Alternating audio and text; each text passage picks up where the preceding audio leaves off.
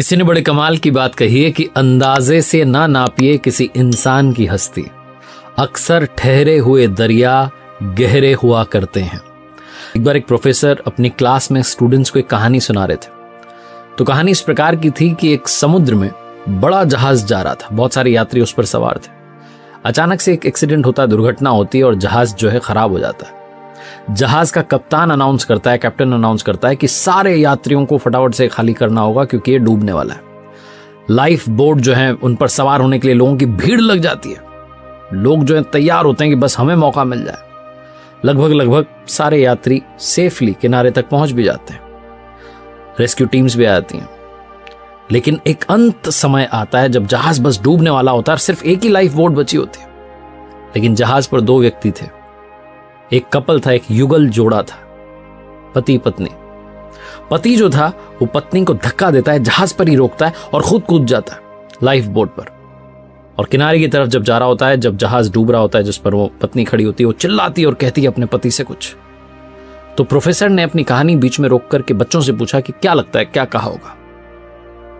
तो सारे बच्चों ने कहा, मोस्टली ने जवाब दिया कि सर कहा होगा आई हेट यू, मैं तुमसे नफरत करती हूँ, इतना प्यार किया तुमने धोखा दिया, ये हो। किसी ने कहा कि हो सकता है कहा हो कि तुम बड़े सेल्फिश हो, मतलब ही निकले हुए। एक बच्चा चुप रहा, बहुत सिंसियर लग रहा था। तो प्रोफेसर ने पूछा उससे कि आप चुप क्यों, आप बताइए क्या कहा होगा।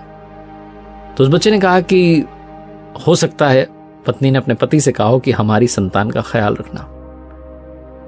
प्रोफेसर चौंक गए, उन्होंने कहा सही जवाब है, लेकिन तुम्हें कैसे पता, तुमने कहानी सुन रखी थी। उस लड़के ने कहा नहीं सर, मैंने कहानी नहीं सुनी हुई थी।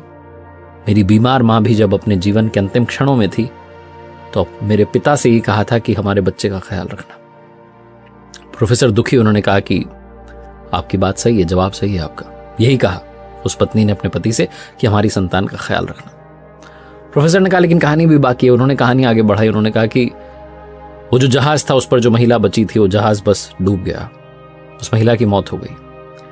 जो पति था वो किनारे पर आ गया, घर पहुंचा, हाँ उनकी बेटी थी, उस छोटी बच्ची का लालन पालन किया, उस संतान का पालन पोषण किया, उसे पढ़ाया लिखाया, उसका विवाह करवाया।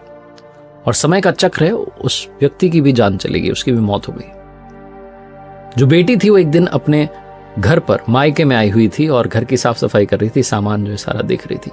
तब अलमीरा में उसे एक डायरी मिलती है जो कि उसके पिता की थी, और उस डायरी के अंतिम पेज पर लिखा हुआ था कि मुझे क्षमा करना, मैं उस समय इस समंदर में तुम्हारे साथ समाना चाहता था, लेकिन चाह करके भी ऐसा नहीं कर सका।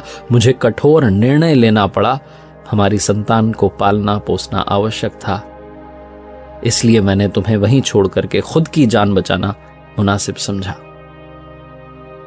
मुझे मालूम था कि तुम बीमारी से ग्रस्त हो, कुछ दिनों में वैसे भी तुम ये दुनिया छोड़कर जाने वाली थी।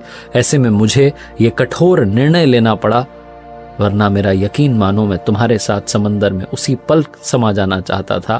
तुम्हारे बिना मेरे जीवन का कोई अर्थ नहीं है। बच्ची जब ये पढ़ रही थी तो रोती चली जा रही थी। कहीं ना कहीं उसके मन में चलता था कि पिता ने मां को वहां के लिए क्यों छोड़ दिया, लेकिन उस दिन उस क्षण उसे समझ में आया कि पिता ने ऐसा फैसला क्यों किया था। इस जीवन में बहुत सारी बातें सही गलत से ऊपर है। बहुत सारी बातें बहुत कॉम्प्लेक्स्ड होती हैं, बहुत जटिल होती हैं, जिन्हें समझ पाना बड़ा मुश्किल होता है हमारे लिए। और हम में से काफी लोग बस तुरंत रिएक्ट कर देते हैं, बात बोल देते हैं, सोचते नहीं, विचार नहीं करते, इमीडिएटली रिएक्शन देते हैं। आप ऐसे करते रहेंगे तो लोगों को खोते रहेंगे।